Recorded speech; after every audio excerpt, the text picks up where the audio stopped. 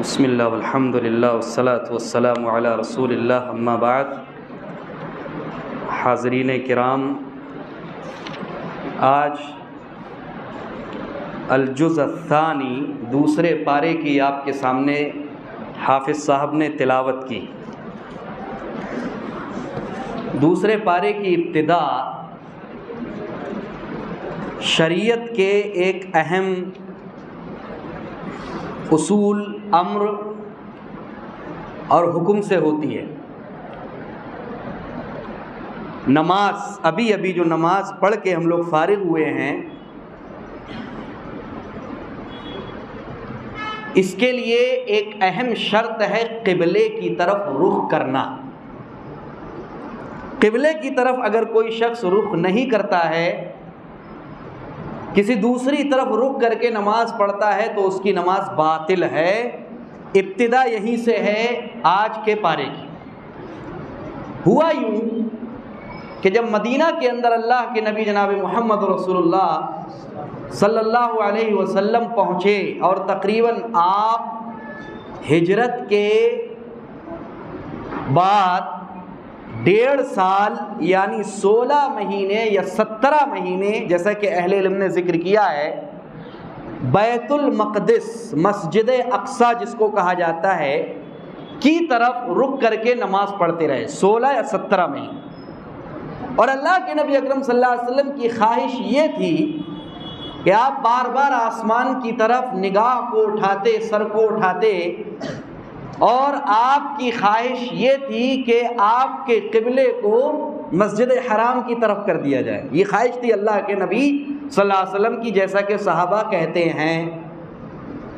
اس کے بعد اللہ رب العالمین کا فرمان جاری ہو گیا، اے نبی، اب آپ کا رخ مسجد حرام کی طرف ہونا چاہیے، اور آپ کے بعد قیامت تک آنے والی جتنی بھی امت ہے، ساری کی ساری امت کا رخ اب قبلے کی طرف ہونا چاہیے، یعنی خانہ کعبہ آپ کا قبلہ ہے، مسجد حرام آپ کا قبلہ ہے۔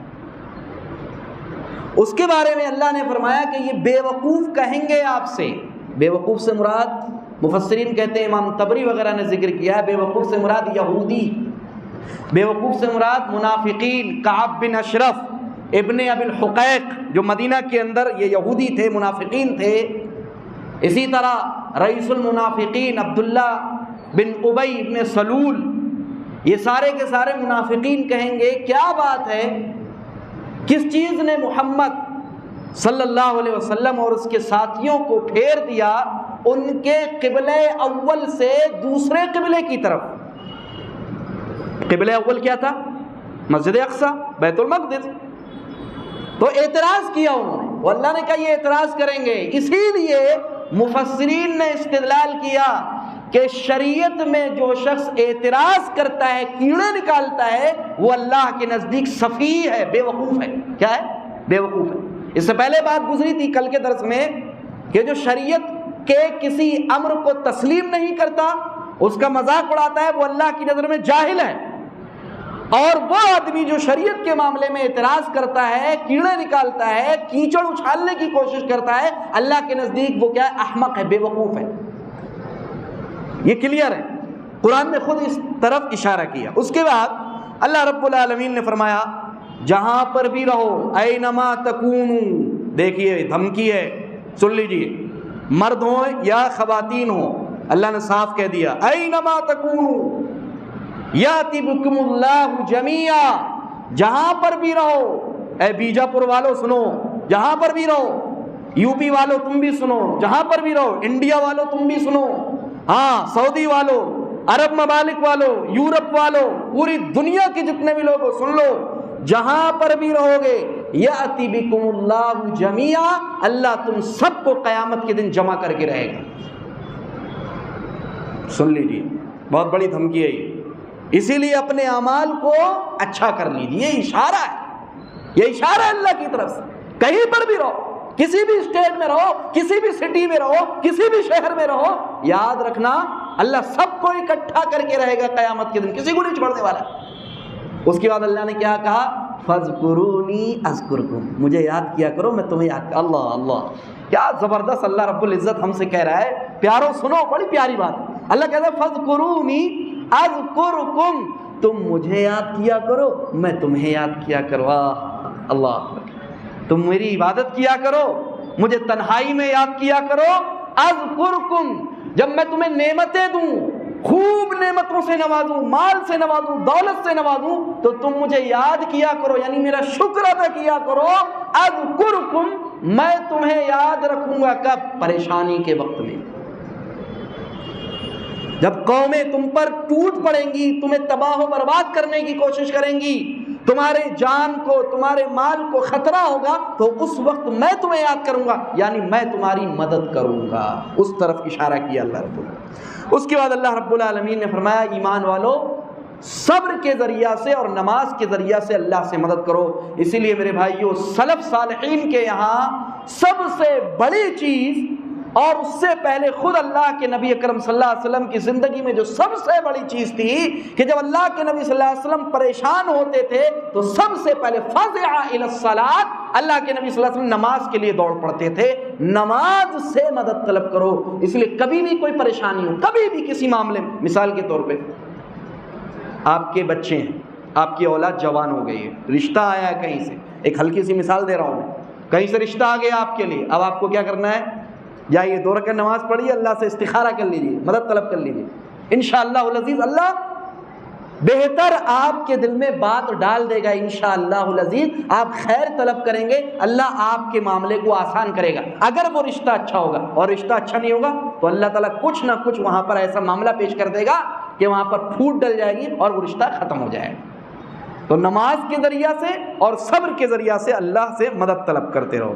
اس کے بعد اللہ رب العالمین نے فرمایا کہ آسمان کی تخلیق میں، زمین کی تخلیق میں، اور یہ رات کا دن کا آنا جانا، اسی طرح یہ کشتیاں جو بڑے بڑے جہاز، شپ، کارگو، بڑے بڑے جو جہاز ہیں جو بڑی بڑی بھاری چیزوں کو اٹھا کر کے سمندروں پہ تیرتے ہیں، ان سب میں تمہارے لیے نشانیاں ہیں. آپ دیکھو سمندر میں سوئی ڈالو، ہلکی سی ہوتی ہے کہ نہیں ہوتی، چھوٹی سی، کوئی وزن ہوتا ہے اس کا، ڈوب جائے گی.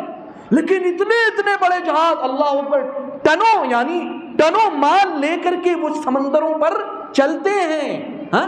آپ اندازہ لگائیے، اللہ نے کہا ان میں تمہارے لیے نفع ہے. خاص طور پہ سب سے بڑا نفع کیا ہے؟ ہمارے لیے فوڈ جو ہیں، ہمارے لیے جو فوڈز ہیں، جو کھانے ہیں، یہ پرووائڈ کرتے ہیں. یہ سب سے بڑی چیز ہماری. اس لیے دنیا میں دیکھ لیجئے سب سے زیادہ غذائیں، سب سے زیادہ کھانے آپ کو سمندر سے آ کر کے ملتے ہیں. پوری دنیا کے اندر جتنی بڑی شرکات یعنی کمپنیاں ہیں، جتنی بڑی اور آپ جانتے ہیں سب سے بڑی جو کمپنیز ہیں وہ ساری کی ساری یہودیوں کے ہاتھوں میں ہیں. آپ اتنا یاد رکھیے گا. آپ دیکھ لیجیے جتنے بھی کمپنی چلانے والے ہیں، سارے کے ساری غذائیں جو آتی ہیں ہم تک پہنچتی ہیں سمندروں کے ذریعہ سے آتی ہیں. تو سمندروں میں یہ کشتیاں جو چلتی ہیں نا، اس میں غور کرو، نشانیاں ہیں کہ اللہ تعالیٰ کس طرح سے سمندروں کی تہہ پر، سمندروں کی سطح پر کشتیوں کو چلاتا ہے. غور کرو. اسی لیے اہل علم کہتے ہیں التفکر فی خلق اللہ عبادہ، اللہ کی مخلوق میں غور و فکر کرنا یہ عبادت ہے. غور و فکر کرنا چاہیے. آسمان کتنا اونچا ہے، کوئی ستون ہے، یہ مسجد بنائی کتنے ستون ہیں گنیے ذرا. یہ چھوٹی سی مسجد آپ نے ماشاءاللہ بنائی ہے جن لوگوں نے، کتنے ستون ہیں، کتنے پلر سے، اور آسمان کتنا بڑا ہے، کتنا بڑا ہے. خاص طور پہ آپ جب فلائٹ سے سفر کرتے ہیں، فضاؤں میں تیرتے ہیں آپ، اور وہاں سے آپ نظارے دیکھتے ہیں کہ نیچے بادل ہے، اوپر آسمان ہی آسمان ہے، اور زمین سے پہلے آسمان کی مسافت جانتے ہیں کتنی ہے؟ اللہ کے نبی صلی اللہ علیہ وسلم نے فرمایا 500 سال لگ جائیں گے زمین سے پہلے آسمان میں پہنچنے میں. یا اللہ، ذرا سوچئے، اللہ کی تخلیق میں غور و فکر کیجئے، یہ عبادت ہے. اس طرف اللہ رب العالمین نے اشارہ کیا. اس کے بعد اللہ رب العالمین نے فرمایا اے ایمان والو، پاکیزہ رزق کھاؤ.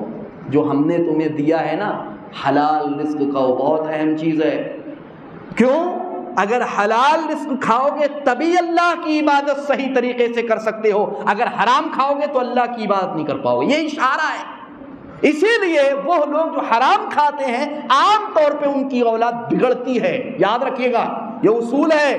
عام طور پر وہ لوگ جو حرام کھاتے ہیں، حرام کماتے ہیں، حرام کھاتے کھلاتے ہیں، ان کی اولاد یا تو شرابی ہوگی، جواری ہوگی، بدکار ہوگی، زانی ہوگی، ڈکیت ہوگی، چور ہوگی۔ یہ ایک اصول ہے۔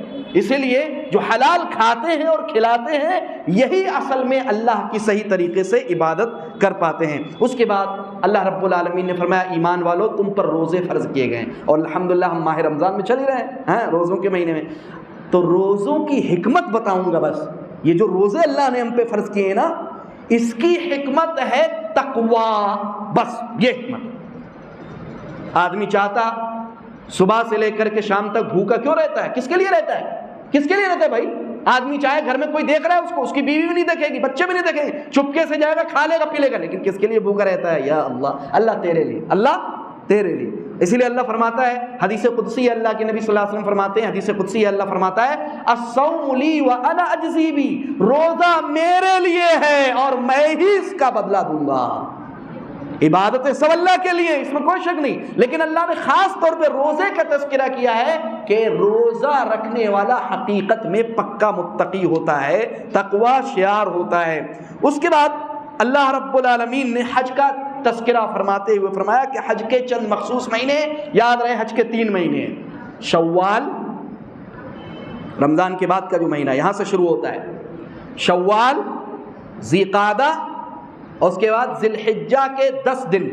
بعض اہل علم نے کہا ہے کہ ذی الحجہ کا پورا مہینہ، یہ 3 مہینے حج کے ہیں، یعنی آپ شوال سے احرام باندھ سکتے ہیں۔ کس چیز کا؟ عمرے کا۔ پہلے عمرے کا احرام باندھے وہ لوگ جو حج تمتع کرنے والے ہیں۔ حج کی کئی قسمیں ہیں، کبھی انشاءاللہ اس کی وضاحت کی جائے گی۔ حج تمتع، حج قران اور حج افراد، یہ حج کی 3 قسمیں الگ الگ ہیں۔ عمرہ کا احرام باندھیے، پھر جب ذی الحجہ کی 8